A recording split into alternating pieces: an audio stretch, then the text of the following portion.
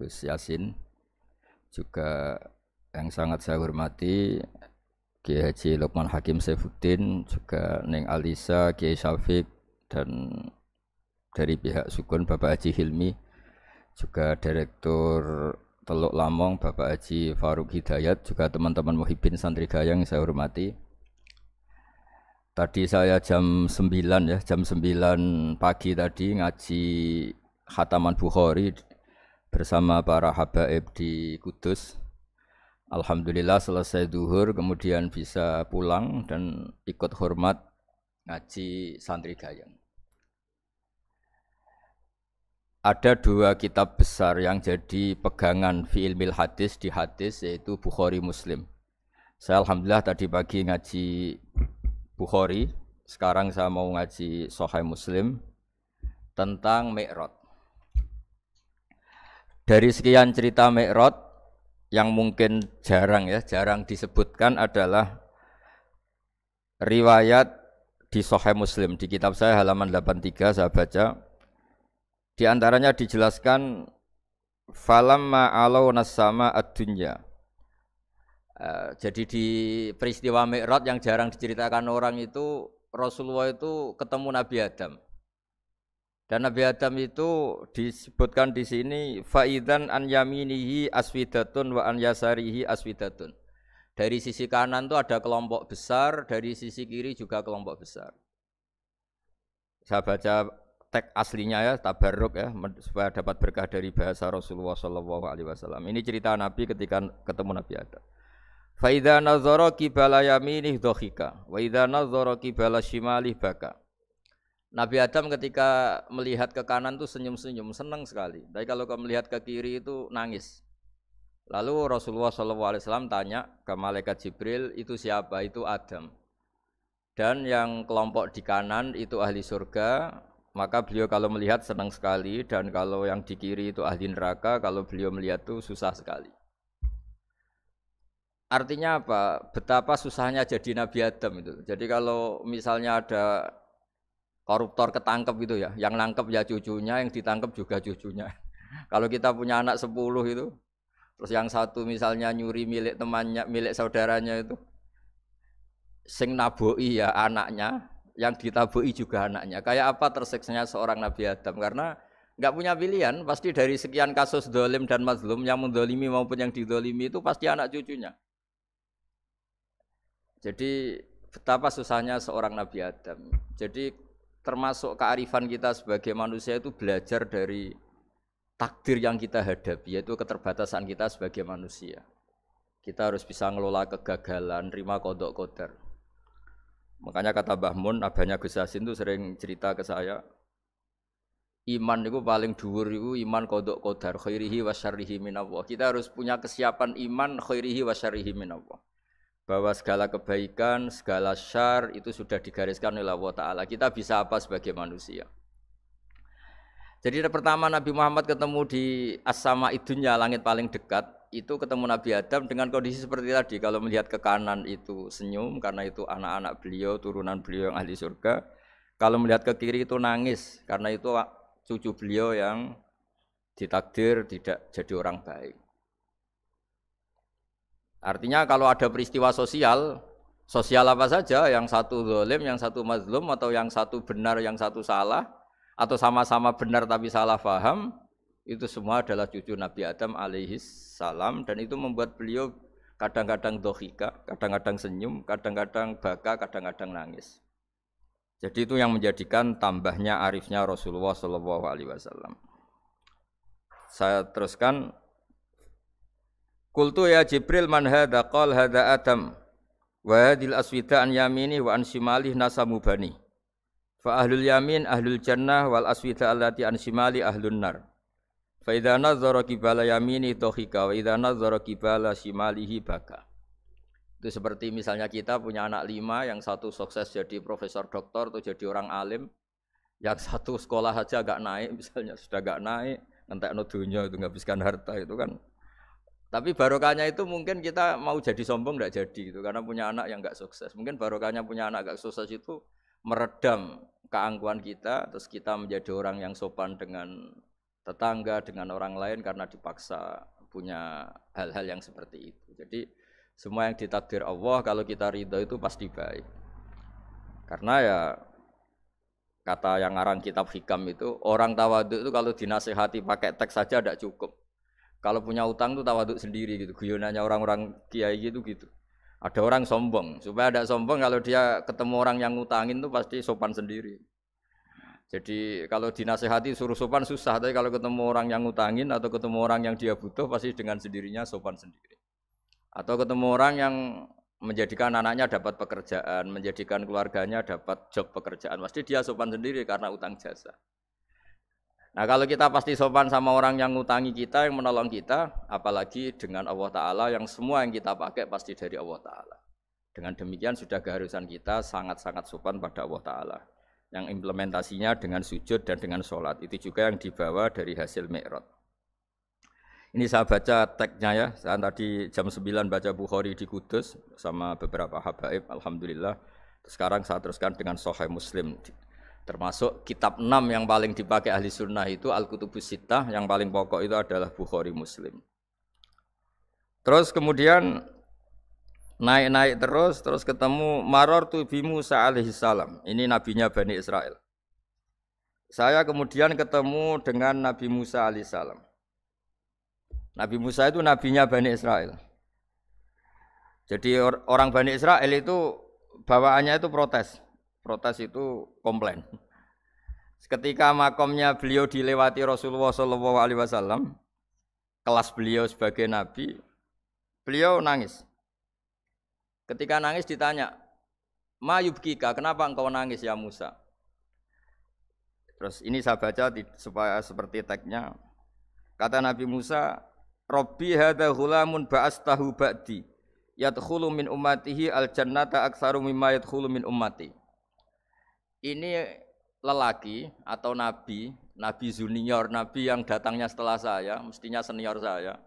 Tapi nabi ini sukses, umatnya lebih banyak masuk surga ketimbang saya. Ini yang bikin saya nangis. Jadi pikirannya Nabi Musa kalau beliau senior, beliau lebih dulu ya umatnya lebih banyak masuk surga. Ternyata enggak, masih banyak umatnya Rasulullah SAW. Dan ini gaya beliau yang suka protes itu berkah karena protesnya orang soleh. Saya ulang lagi, apa-apa kalau dilakukan orang soleh itu pasti barokah. Ketika Rasulullah dapat perintah 50 sholat, itu Nabi Ibrahim pertama yang dilewati karena di langit paling atas dibanding nabi-nabi yang lain. Itu Nabi Ibrahim diam karena beliau tidak punya tradisi protes. Semua nabi diam karena Allah memerintahkan pasti sudah bagus lah, sudah diukur kekuatan hambanya. Tapi ketika Nabi Musa, beliau orang pertama komplain. Dapat apa kamu ya Muhammad? Dapat 100 sholat, dapat 50 sholat. Apa komentar Nabi Musa? Umat saya lebih gagah-gagah, lebih keren-keren. Pernah saya uji itu tidak ada yang mampu, apalagi umat kamu. Maka kamu mintalah keringanan. Fas'alhu takhfif, kamu harus minta keringanan. Masyhur itu riwayat itu. Kemudian Nabi minta keringanan sama Allah dipotong hanya 5. 5 masih 45, dipotong lagi 5 masih 40 sampai 9 kali pemotongan. Akhirnya jadi 5 sholat. Itu satu menjadi pelajaran bahwa hubungan dengan Allah Ta'ala itu tidak perlu malu. Karena Allah itu suka kalau dimintain. Mestinya kan dipotong 5, minta lagi sungkan. Dipotong lagi 5, minta lagi sungkan. Tapi ternyata berkali-kali. Bahkan ketika sudah 5 itu Nabi Musa masih bilang, ya Muhammad minta lagi keringanan. Jadi kalau itu dikabulkan itu jadi tidak ada sholat itu. Kalau 5 masih minta. Nah, sampai Rasulullah itu tanya ke Jibril, ya Jibril bagaimana dengan gaya komplainnya Nabi Musa? Hiddah itu sering komplain. Jawabnya malaikat Jibril, ya roh hiddata, Allah tahu betul tentang komplainnya Musa dan Allah senang. Ya karena bawaan beliau begitu. Ini penting saya utarakan bahwa dalam Islam itu orang yang lemah lembut, yang samahah, Awwahun halim kayak Nabi Ibrahim itu juga Allah suka. Yang suka komplain tapi demi hak, bukan demi konflik. Saya ulang lagi, demi hak, bukan demi konflik. Juga Allah suka. Itu kita menjadi dapat sholat yang hanya 5, itu barokahnya komplainnya Nabi Musa. Karena kita yang lemah ini diukur dengan umat beliau yang kuat. Ternyata umat beliau tidak kuat. Barokahnya tidak kuat itu dipakai tolak ukur, apalagi umatmu ya Muhammad. Kemudian itu yang menjadikan Nabi sebagai orang yang sangat tawaduk karena yang merintahkan itu senior, meskipun kita tahu Nabi Muhammad itu Sayyidul Awwalin wal Akhirin, tapi secara lahir, secara jusmani beliau lahir paling belakang, dan secara lahir juga beliau Nabi paling terakhir. Jadi secara hukum adab beliau harus sopan. Tentu sopan itu jadi panutan kita, meskipun kita tahu hakikat beliau adalah Sayyidul Awwalin wal Akhirin secara hakikat. Nanti kita bicara lebih jauh tentang jusmani dan ruhani. Nah akhirnya keturutan sampai 5 sholat yang kita lakukan sekarang itu barokahnya komplainnya Nabi Musa. Banyak di cerita-cerita kitab hadis. Ketika Nabi Musa ngaji sama Nabi Khidir, itu komplainnya Nabi Musa menjadi fikih yang luar biasa, kata kitab Ibnu Hajar al-Asqalani, Fathul Bari. Ketika beliau ngaji sama Nabi Khidir, kemudian Nabi Khidir itu dipinjemin perahu sama masyarakat. Sudah dipinjemin karena beliau majanan ya, dikasih gratis. Tapi di tengah-tengah perjalanan perahunya itu dilubangi.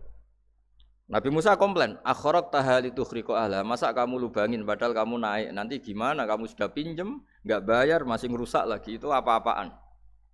Nabi Khidir cari teks saja, ilmu kamu belum cukup untuk menganalisis ini. Begitu juga ada 3 peristiwa yang Nabi Musa itu selalu komplain. Apa yang dikatakan Ibnu Hajar al-Asqalani itu kitab yang sangat bagus sekali. Justru dengan protes itu Nabi Musa punya kelas di atas Nabi Khidir, karena orang enggak boleh sukut alal mungkar, karena secara fikih orang itu enggak boleh mendiamkan sesuatu yang buruk. Kita tahu dalam aturan fikih di antara kewajiban kita adalah ingkarul mungkar, mengingkari sesuatu yang memang harus diingkari. Ya meskipun tentu tidak dengan sikap destruktif yang merusak dan apa, tapi yang enggak baik tentu kita ingkari. Perilaku Nabi Khidir yang melubangi perahu yang tidak miliknya, padahal yang punya perahu sudah menonton, itu perilaku yang enggak baik. Sehingga Nabi Musa protes. Justru protesnya Nabi Musa ini menjadikan beliau selalu di kelas fikih terbaik, yaitu ingkarul mungkar, mengingkari barang yang harus diingkari. Tapi tentu Nabi Khidir juga enggak salah, karena beliau punya perhitungan. Di depan nanti itu ada begal-begal, ada kekuatan yang enggak baik, yang selalu akan membegal perahu-perahu yang kondisinya sempurna. Nabi Khidir punya perhitungan, kalau ibarat mobil ini spionnya kok enggak dipecah, enggak diambil, itu termasuk mobil bagus, pasti digarong. Tapi gara-gara spionnya dipecah dulu sama Nabi Khidir, terus depannya dilumuri apa supaya agak menarik, ini selamat. Jadi perhitungannya Nabi Khidir, wa kana wara'uhum maliku ya'khudhu kulla safinatin ghusba. Di beberapa tafsir diartikan safinah ay sholihah, karena di depannya nanti akan ketemu orang-orang yang dolim, yang selalu ngambil perahu-perahu yang bagus. Caranya gimana supaya perahu itu gak diambil? Ya karena mereka hanya ngambil yang bagus, ya dirusak dulu supaya gak bagus. Kalau ya gak bagus nanti lolos dari garong tadi, dari pengambilan secara dolim tadi. Jadi Nabi Khidir gak salah karena ada visi seperti itu. Nabi Musa protes juga gak salah karena memang tugasnya fikih itu ingkarul mungkar, mengingkari barang yang memang gak benar. Nah, di sini seperti yang dikatakan Gus Yassin, kita harus bisa ngelola perbedaan, ngelola beda sudut pandang dan sebagainya. Sehingga kita selalu dapat nikmat Allah Ta'ala, wa allafa baina qulubihim, nikmat yang kita asik, kita hidup asik, nyaman. Doa-doa bapak-bapak saya, guru-guru kita sering ijazahi setiap ketemu teman atau keluarga disuruh berdoa, Allahumma alif baina qulubina wa aslih dzata bainina. Semoga hubungan kita dengan orang lain itu baik-baik saja dan semua konflik kita dibenahi oleh Allah Subhanahu wa taala. Karena kita tidak pernah tahu ya. Kita miskin kadang dianggap problem karena takut membebani tetangga. Tapi kita kaya juga kadang dianggap problem karena orang lain takut kalah dengan kita. Kita tidak pernah tahu cara pandang orang lain.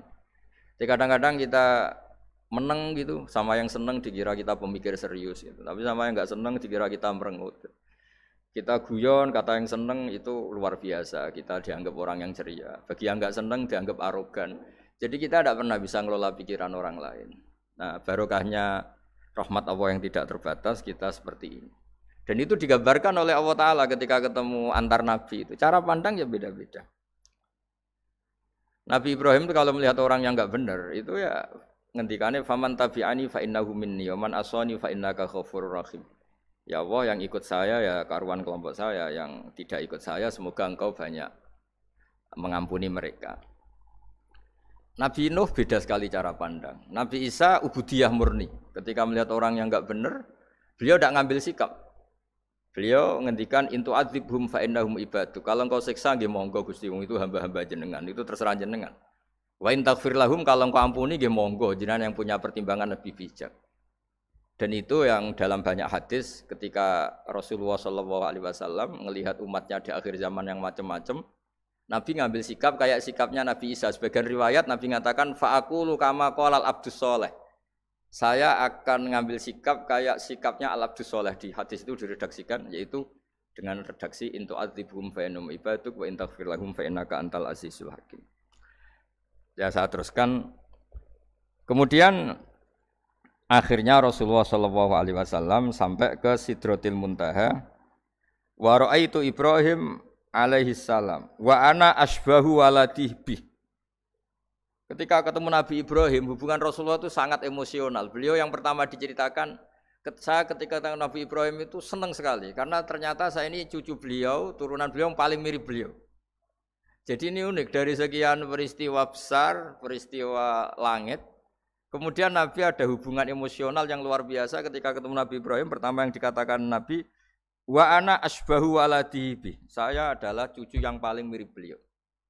Dan ini kita tahu akhirnya di semua syariat kita istilah resminya itu anit tabi millata Ibrahim Hanifah.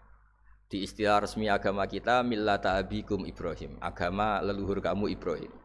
Kita ketika baca sholawat Allahumma sholli ala sayyidina Muhammad, terusannya juga kama shollaita ala sayyidina Ibrahim wa ala ali Ibrahim. Dan seterusnya dan seterusnya. Kemudian yang terakhir saya cerita secara akidah Ahlussunnah wal Jamaah yang dianut oleh Imam Asy'ari dan Maturidi. Meskipun secara lahir itu Nabi mengalami pertemuan dengan Allah di Sidratil Muntaha, tapi tetap saja kita cara pandang bahwa Allah Ta'ala itu mukhalafatul hawadis. Allah tidak bisa kamu andekan di satu tempat terus mengalami hal-hal yang kita alami sebagai makhluk. Sebab itu sirinya kenapa di surat Isra dimulai dari subhanalladzi. Allah tetap maha suci. Maha suci itu artinya terbebas dari yang kita alami. Allah selalu mukhalafatul hawadis. Allah la yahtaju ila makarin. Allah tidak butuh tempat. Allah tidak butuh waktu. Allah tidak butuh semua. Karena Allah itu qayyum. Allah itu qiyamuhu binafsihi, berdiri sendiri. Allah tidak butuh aras. Allah tidak butuh kursi. Tapi eksistensi kursi yang butuh Allah.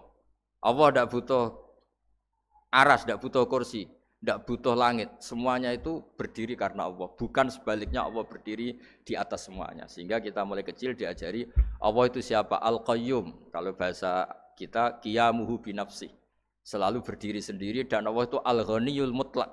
Enggak butuh yang lain. Di sini pentingnya selalu Nabi ngendikan subhanallah subhanallah, wiridanya tetap Allah itu maha suci, Allah maha besar, Allah maha agung, dan keagungannya diantara ditandai dia punya sifat yang tidak sifat kita. Dia punya keabadian yang tidak bisa kita miliki. Dia punya semuanya yang tidak kita miliki. Itu sebab itu dimulai subhanalladzi asra bi abdi lailam minal masjidil haram. Jadi kata subhana ini maha suci itu maha suci dari tempat, dari waktu, dari apa saja. Meskipun Allah punya adat, punya sunnah memperlakukan hambanya itu dengan logika atau bayangan yang dibayangkan seorang hambanya. Sehingga seakan-akan kita ini ya ketemu, seakan-akan kita bisa ini melihat. Sehingga di surga disebut kita ini melihat Allah. Tapi semua ahli sunnah mengatakan, tapi kamu melihat Allah itu tetap saja bila kaifin walan khisorin, tidak bisa terus menciri. Ciri itu bisa membatasi sifatnya Allah itu begini-begini, tidak bisa. Tetap Allah itu la tudrikul absar wa huwa yudrikul absar. Tapi kita bisa disebut melihat dengan kemakhlukan kita yang profan. Di surga disebut melihat, tapi bukan melihat yang kayak kita melihat antar makhluk yang terus bisa apa itu cerita detail, cerita spesifik, cerita apa tidak bisa. Tetap la tudrikul absar. Ini hebatnya ulama-ulama kita, selalu cerita Mi'raj, cerita nazar ila wa fil jannah, melihat Allah di surga, tapi bersamaan dengan itu selalu cerita Allah itu mukhalafatul hawadis, Allah itu laisa kamislihi syai'un. Jadi terima kasih Gajang utamanya pada Gus Yasin dan yang membantu semuanya. Barokahnya kita ketemu bisa ngaji, supaya barokah saya baca teks aslinya di Hadisil Isra, karena tadi saya jam 9 sudah baca Bukhari. Ini supaya dapat berkah saya ini baca Sahih Muslim. Sekian dan semoga barokah. Assalamualaikum warahmatullahi wabarakatuh. Ya satu aja. Ya satu.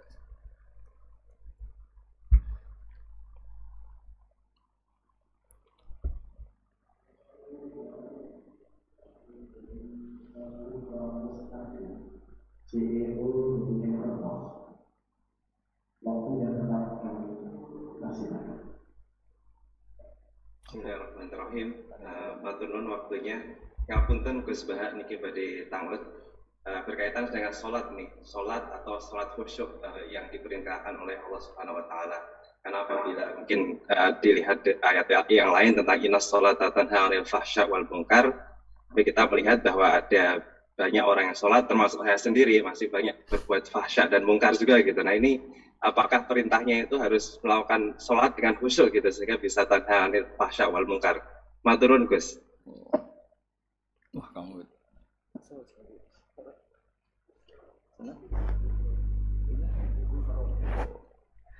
Nggih matur nuwun Mas Gufron. Nggih matur nuwun ngakune. Mumpun ikrar nak salate jenengan yo ora marahi terus dadi wali. Begini ya, saya tak cerita karena saya baca kitab itu banyak sekali. Ini bukan dalam konteks sombong atau takabur boten. Saya cerita baca kitab banyak itu supaya sampean tahu bahwa pikiran saya ini mamluk dipenuhi dengan pikiran-pikiran ulama dulu karena saya sering baca. Jadi tidak pikiran saya sendiri. Khusyuk itu maknanya takut. Ya takut itu ya maknanya takut. Takut itu ya kelas-kelasan. Misalnya saya dipanggil bapak saya. Bahak sini. Sekedar datang ke tempat itu meskipun enggak niat nurut. Saya ulang lagi. Sekedar datang ke tempat beliau manggil saya meskipun enggak niat nurut. Itu sudah satu poin tertentu. Karena dipanggil terus menghadap itu sudah bagus. Meskipun di hati saya nanti saya bilang enggak mau saya mau main gitu. Tapi itu sudah poin tersendiri. Karena bandingannya akbala dalam bahasa Arab itu adbaro. Adbaro itu dari kata dubur. Dubur itu membelakangi. Daripada misalnya dipanggil bahak sini malah lari menjauh. Membelakangi. Kalau dalam bahasa Arab adbaro. Adbaro itu menjadikan duburnya di belakangnya. Makanya bandingannya akbala itu menghadap dengan muka. Kalau adbaro orang di belakangi pakai duburnya. Maka dalam bahasa Arab disebut adbaro. Nah, sehingga terburuk dari seorang hamba itu adbaro. Dipanggil ndak moro, dipanggil ndak menuju yang dipanggil, malah menjauh. Nah menjauh ini dalam bahasa Arab itu kadang dibahasakan tawalla. Tawalla itu mengo itu menghindari. Atau adbaro, membelakangi. Jadi kalau Anda sholat kok masih sering salah. Dan saya yakin semua orang juga gitu kalau enggak nabi, enggak wali itu. Itu ada ya kesalahan-kesalahan yang tidak fatal-fatal banget karena ada kebaikan yang Anda lakukan, yaitu ketika Anda dipanggil, Anda istijabah, Anda mengiyakan dengan menghadap. Ya itu sudah bagus. Nah setelah menghadap ternyata disuruh apa itu tidak nurut. Disuruh apa enggak nurut itu satu kesalahan yang tidak mengganggu poin pertama tadi Anda menghadap. Sehingga banyak cerita di hadis-hadis ada sahabat yang zaman itu tidak soleh-soleh banget. Zaman itu ketika Nabi, saya ini mau sholat ya Rasulullah tapi jangan diminta berhenti dari begini-begini. Beliau menyebutkan sekian kemungkaran sahabat tadi. Nabi komentarnya itu sayan hahumayakul. Nanti kalau sering sholat lama-lama ya enggak begitu. Nah ini kelirunya kita sebagai manusia. Lama-lama juga baik itu kita kira itu terus harus sekarang gitu loh. Ya itu keliru, harus sekarang itu keliru. Bisa saja kita ini setiap sholat pasti sudah ditulis Allah nanti itu mati baik. Delalah nanti habis asar sebelum kita maksiat sudah mati, habis sisa sebelum kita maksiat lagi sudah mati. Jadi barokahnya sholat itu ada waktu yang potensi ya, potensi sholat itu akhir kenangan kita, sholat itu identitas kita, sholat itu status kita. Nah, karena kita sholat itu pakai niat, niat itu komitmen. Sementara kalau Anda maksiat itu tidak pakai niat karena zallah. Zallah itu ya ada niat maksiat, tahu-tahu mungkin di bis ketemu orang cantik, terus agak jelalatan. Tapi kan tidak niat. Tapi kalau sampai sholat kan datang ke masjid, bayangkan diimami ini, nanti kamu takbir, nanti kamu baca ini, baca ini. Jadi benar-benar komitmen. Itu status kita. Kata Said Zabidi disebut mautinuhu wa haqiqatuh. Baiknya umat Islam itu kalau taat itu mautinu, itu alamat resminya, itu statusnya kata Said Zabidi. Tapi kalau dia maksiat itu zallah itu kepleset. Jadi tidak pernah jadi status kita. Semoga semua maksiat kita ini tidak status tapi zallah. Tapi ketika taat itu status hakikat kita. Maka fal ubudiyah ya haqiqatuh wa mautinuhu wa dzatuh. Ini kata Said Abdul Az-Zabidi pengarang Ithaf. Orang Islam itu orang yang ketika ibadah itu identitasnya. Betul, ketika ibadah itu Allahu Akbar dia berharap rahmatnya Allah gini-gini. Nah, ketika salah dia zallah. Dia ngantor ya ada niat korupsi, dia ingin membenahi negara ini. Dia nyai juga agak ingin macam-macam itu. Ya tapi karena manusia terus ada zallah-zallah. Nah semoga semua kesalahan kita ini zallah itu ya coro Jawa kepleset, tidak mental, dan semua kebaikan kita ini mental, yaitu kebaikan yang jadi tempat kita, identitas kita, hakikatu wa mautinuh wa dzatu. Tapi jangan pernah berpikir kalau apa artinya sholat kalau kita masih melakukan kemungkaran, itu salah besar. Sholat itu wajib, dengan Anda sholat itu sudah mengurangi kemungkaran Anda, karena Anda tidak melawan ketentuan Allah Ta'ala. Kayak kita orang Indonesia, meskipun kita koruptor, mau jadi KTP Indonesia sudah bagus, kita mau jadi warga Indonesia. Meskipun setelah itu kita korupsi dan salah, tapi lumayan mau jadi warga apa? Indonesia. Orang mau sholat artinya dia menstatuskan diri sebagai hamba Allah. Teken kontrak, kalau saya ini hambamu ya Allah, anta robbi, iya kana butuh, iya kana stain. Soal salah ya salah aja yang sama, kita tetap warga Indonesia meskipun kita salah, meskipun kita koruptor, meskipun kita salah, tetap aja warga Indonesia yang berhak mendapat jatah makan meskipun di penjara, meskipun apa. Sama, kita ini hamba Allah yang mengakui kalau Allah itu Tuhan, kita hamba. Dan barokahnya pengakuan itu insya Allah di cerita-cerita syafaat, kalau kita dosa atau apa, insya Allah dapat syafaatnya Rasulullah SAW, karena kita tidak pernah lari dari status kehambaan. Ini yang harus dipegang, makanya status kehambaan ini enggak boleh hilang. Kita harus sering bilang Robbi, Robbi, Tuhanku yang merawat aku, yang memberi aku. Dengan demikian kita menjaga status kehambaan kita. Dan status hamba ini yang menjadikan orang layak masuk surga, yaitu fadkhuli fi ibadi, kamu harus resmi menjadi hambaku, baru ada perintah wadkhuli jannati. Kalau menjadi hamba aja enggak mau, kita punya keangkuhan, punya keinginan yang mulu-mulu, sehingga seakan-akan kita ini Tuhan, nah itu tidak menghamba. Kita harus fadkhuli fi ibadi, baru wadkhuli jannati. Saya kira demikian, semoga ini manfaat. Monggo tunggu bareng-bareng. Bismillahirrahmanirrahim. Al-Fatihah. A'udzubillahi minasyaitonir rajim.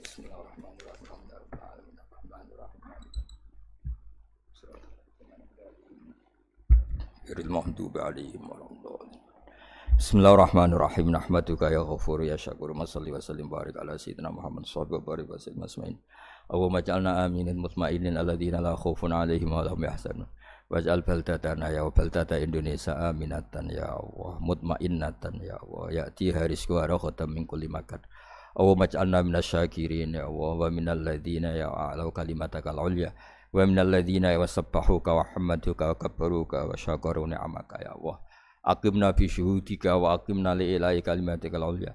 Wa aqimna ma ummati habibika Muhammadin sallallahu alaihi wasallam fi tasfihika wa tahmidika takbir hatta nakuna ibadan laka ya ibadan ya Allah takunu himmatuna al-aliyah ya Allah tasbihaka wa tahmidaka wa takbir waj'alna ya Allah mutmainnin aminin alladzina la khaufun alaihim wa lahum yahzanun wa marhammata habibika Muhammad wa aslihum mata habibika Muhammad wa tajawaz an mata habibika Muhammad. Rabbana atina fid dunya hasanah wa fil akhirati hasanah wa qina adzabannar.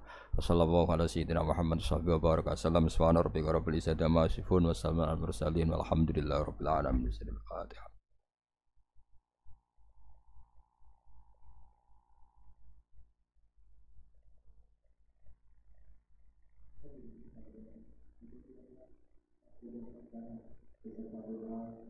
Sebagai penutup sekaligus penyempurnaan rangkaian acara pada sore hari ini.